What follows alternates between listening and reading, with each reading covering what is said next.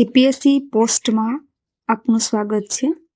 UPSC અને GPSC PYQ talk સિરીઝમાં આજે આપણે વિજયનગર સામ્રાજ્યના પ્રશ્નની ચર્ચા કરીશું. વિજયનગર સામ્રાજ્યમાં જીપીએસસી અને યુપીએસસીમાંથી ઘણા પ્રશ્નો પૂછાયેલા છે. આ ઓડિયો આર્ટિકલ આપણી ઉત્તર લેખનની ગુણવત્તા સુધારવાની સાથે મુખ્ય પરીક્ષાની રણનીતિને સફળ બનાવવામાં સહાયક બનશે. વિજયનગર સામ્રાજ્યમાંથી યુપીએસસી અને જીપીએસસીમાં ઘણા બધા પીવાયક્યુની ચર્ચા થયેલી છે. અહીંયા મેં નયનકારા પદ્ધતિ પર પ્રશ્નની ચર્ચા કરી છે. જીપીએસસી ક્લાસ 1-2ની એક્ઝામમાં 2016-17માં આ પ્રશ્ન પૂછાયેલો છે. યુપીએસસીમાં કૃષ્ણદેવરાય વિશે પ્રશ્ન પૂછાયેલો છે. કૃષ્ણદેવરાય વિશે પ્રશ્ન કોઈ રાજા ઉપર પ્રશ્ન પૂછાણો હોય એવો યુપીએસસીમાં પ્રથમવાર બન્યું છે. આમ તો પ્રાચીન ભારતના ઇતિહાસમાં ઘણા બધા રાજા થઈ ગયા. અશોક છે, સમુદ્રગુપ્ત છે, સાતવાહન શાસકો છે, કુષાણોનો કનિષ્ક છે, હર્ષવર્ધન છે. પણ અત્યાર સુધી કોઈ પણ સ્પેશિયલ રાજા ઉપર પ્રશ્ન પૂછાયેલા હોય એવું બન્યું નથી, સિવાય કે યુપીએસસીના કૃષ્ણદેવરાય વિશે. આ સિવાય વિજયનગર સામ્રાજ્યમાં વિદેશી વૃત્તાંતો પરથી વિજયનગર સામ્રાજ્યની પદ્ધતિ કેવી રીતના જાણી શકાય તે પ્રશ્ન પૂછાયેલો છે. વિજયનગરનું કલા, સાહિત્ય અને સ્થાપત્ય ઉપર પણ પ્રશ્ન પૂછાયેલો છે. વિજયનગર સામ્રાજ્યમાં આયંગર પદ્ધતિ પણ પૂછવા જેવી છે. શાસન, પ્રશાસન અને વહીવટ પણ પૂછાઈ શકે એવા છે. જોઈએ આપણે વિજયનગર સામ્રાજ્યની નયનકારા પદ્ધતિ. સૌપ્રથમ તેનો અર્થ પ્રસ્તાવના જોઈ લઈ. વિજયનગર સામ્રાજ્ય ઈસવીસન 1336 થી 1646 એટલે મધ્યકાલીન ભારતમાં દક્ષિણ ભારતના ઇતિહાસનું મહત્વપૂર્ણ સામ્રાજ્ય હતું. કલા, સ્થાપત્ય અને સાહિત્યના વિકાસમાં અદ્ભુત યોગદાન આપ્યું.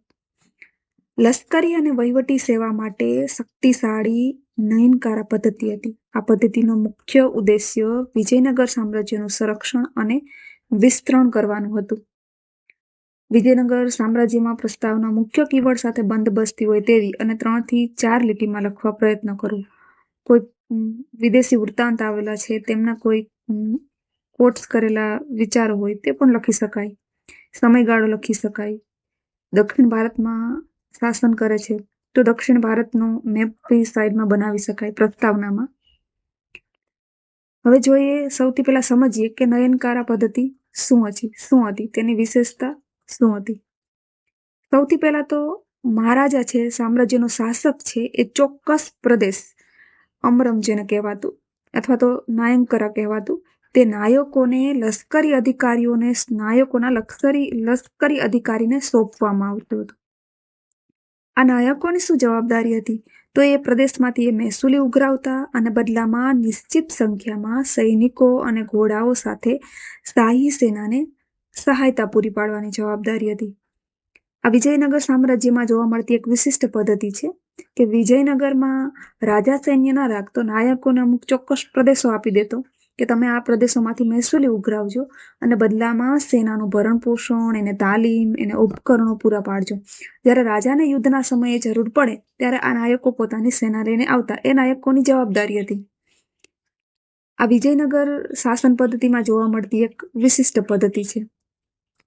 નાયકોના પદ છે એ શરૂઆતમાં વંશાનુગત ના હતા. બાદમાં ધીરે ધીરે વંશાનુગત થઈ ગયા હતા, પણ શરૂઆતમાં વંશાનુગત ના હતા. મહારાજા નાયકો પર સંપૂર્ણ નિયંત્રણ રાખતા હતા. જો નાયકો પોતાની જવાબદારીનું પાલન ના કરે તો એની જમીન જપ્ત કરી લેતા હતા. એટલે સંપૂર્ણ નિયંત્રણ હતું રાજાનું. સાલુ વંશ, જે વિજયનગર સામ્રાજ્યમાં 4 વંશ થઈ ગયા, એમાં સાલુ વંશમાં જે નરસિંહદેવરાય હતો એ પોતે પણ એક નાયક જ હતો. તો સમજી શકાય કે વિજયનગર સામ્રાજ્યમાં નાયક પદ્ધતિ કેટલી શક્તિશાળી હશે. ત્યારબાદ તેના કાર્ય શું હતા? તો પહેલું કાર્ય તો એ મહેસૂલી ઉઘરાવવાનો અધિકાર હતો એને. જે રાજા એને જે પ્રદેશ આપે એમાંથી એ મહેસૂલી ઉઘરાવતો. મહેસૂલીમાંથી અમુક ભાગ છે એ સૈનિકોના ભરણ પોષણ માટે, શસ્ત્રોની ખરીદી માટે, કિલ્લાના નિર્માણ માટે કરતો અને અમુક ભાગ છે એ રાજાના શાહી ખજાનામાં જમા કરાવતો હતો. એ જમા કરાવવો ફરજિયાત હતો. તેનું કાર્ય શું હતું? તો યુદ્ધ સમયે લશ્કરી સેવા પૂરું પાડવાનું, પોતાના પ્રદેશોમાં કાર્ય વ્યવસ્થા જાળવવાનું અને ન્યાય આપવાનું પણ કાર્ય નાયક કરતા હતા. ત્યારબાદ તેનું મહત્વ શું હતું? નયનકારા પદ્ધતિ કઈ રીતે વિજયનગર સામ્રાજ્યને આટલું વિશાળ શક્તિશાળી સામ્રાજ્ય બનાવવામાં મદદ કરી? તો એક તો વહીવટી અને સૈન્ય સંગઠનનો આધાર બન્યું. વિજયનગર સામ્રાજ્યમાં રાજ્યની સુરક્ષા અને આર્થિક વ્યવસ્થા જાળવવામાં તેની મહત્વપૂર્ણ ભૂમિકા હતી. આર્થિક અને કૃષિનો વિકાસ થયો. મહેસૂલી પદ્ધતિ ઉઘરાવવાનો અધિકાર નાયકોનો હતો, તો કૃષિનો પણ વિકાસ થયો, આર્થિક વિકાસ પણ થયો, વેપાર વાણિજ્યનો પણ વિકાસ થયો અને રાજ્યોની સમૃદ્ધિ વધી. ત્યારબાદ સત્તાનું વિકેન્દ્રીકરણ થયું. પ્રદેશમાં સત્તા આપી દેતા નાયકો છે પ્રદેશના વિકાસ માટે કાર્ય કર્યા. તો સત્તાનું વિકેન્દ્રીકરણ થયું, પ્રાદેશિક વિકાસ થયો. આ નાયકો છે એ કલા, સાહિત્ય અને ધર્મના આશ્રયદાતા પણ હતા. વિજયનગર સામ્રાજ્યમાં રામનવમી અને નવરાત્રિના ઉત્સવો ઉજવવામાં આવતા. તો આ ઉત્સવોમાં નાયકો દાન પણ આપતા. મંદિરો, ગુફાઓના બાંધકામમાં પણ એમને દાન આપેલું છે. તો ધાર્મિક અને સાંસ્કૃતિક પ્રોત્સાહનમાં પણ નાયકોની અગત્યની ભૂમિકા હતી. કન્ક્લુઝન: વિજયનગર સામ્રાજ્યની નયનકારા પદ્ધતિ તેની શાસન વ્યવસ્થાનો મહત્વપૂર્ણ સ્તંભ હતો. એક શક્તિશાળી સેના પૂરી પાડવામાં મદદ કરતું, પરંતુ સમય જતાં નાયકો એટલા શક્તિશાળી બની ગયા કે વિજયનગર સામ્રાજ્યના પતનના મુખ્ય કારણોમાંથી પણ એક બન્યા. આ થઈ નાયનકારા પદ્ધતિ. વિજયનગર સામ્રાજ્યની આયંગર પદ્ધતિ પણ પ્રખ્યાત છે. હવે નયનકારા અને આયંગર પદ્ધતિ, જો તમને બેઝિક અર્થ ખબર હોય ને તો તમે તમારી રીતે બધા મુદ્દા લખી શકો, પણ તમને ખાલી બેઝિક અર્થ ખબર હોવો જોઈએ કે નયનકારા પદ્ધતિ શું છે અને આયંગર પદ્ધતિ શું છે. અહીંયા આપણે નયનકારા પદ્ધતિની તો વાત કરી. હવે આયંગર્સ પદ્ધતિ.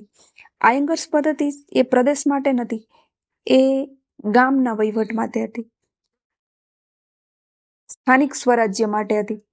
આયંગર પદ્ધતિમાં 12 અધિકારીઓ હતા. દાખલા તરીકે ખેડૂત છે, ચોકીદાર છે, કારીગર છે, આ બધા આમાં 12 અધિકારીઓ હતા. આને પણ જમીન મળતી હતી દાનમાં. જમીન પર મહેસૂલી ઉઘરાવી અને એ ગામનો વહીવટ કરતો હતો. નાયકોની જે પદ્ધતિ હતી એમાં પદ વંશાનુગત નહોતું. જ્યારે આયંગર્સ પદ્ધતિ હતી એમાં પદ વંશાનુગત હતું. જમીન ઉપર મહેસૂલી ઉઘરાવી અને નાયકો શાહી સેના રાજાને સેના પૂરી પાડે ને તો એમની જમીન છે એ રાજા જપ્ત કરી લેતો. મતલબ રાજાના નિયંત્રણમાં નાયકો હતા. જ્યારે આયંગર સ્વતંત્ર હતા, એ પોતાની જમીન વેચી પણ શકતા, ઋણ પર પણ આપી શકતા. પદ પણ વંશાનુગત હતું આયંગર્સનું. એ ખેડૂત હોય તો એનો પુત્ર એના પદ ઉપર બેસતો, એનો પુત્ર બેસતો, પુરોહિત હોય તો એનો પુત્ર આયંગર્સમાં સામેલ થતો. તો એ રીતના પદ વંશાનુગત હતા.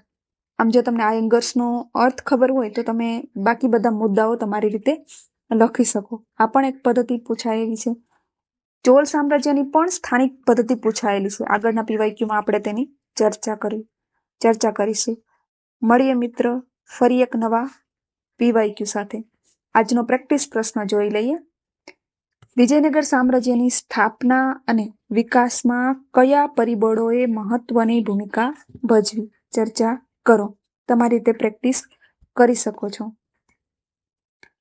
જો તમને અમારી ચેનલનું કન્ટેન્ટ ગમતું હોય તો અમારી ચેનલને લાઈક કરો, શેર કરો અને સબસ્ક્રાઇબ કરો. Thank you for watching this video.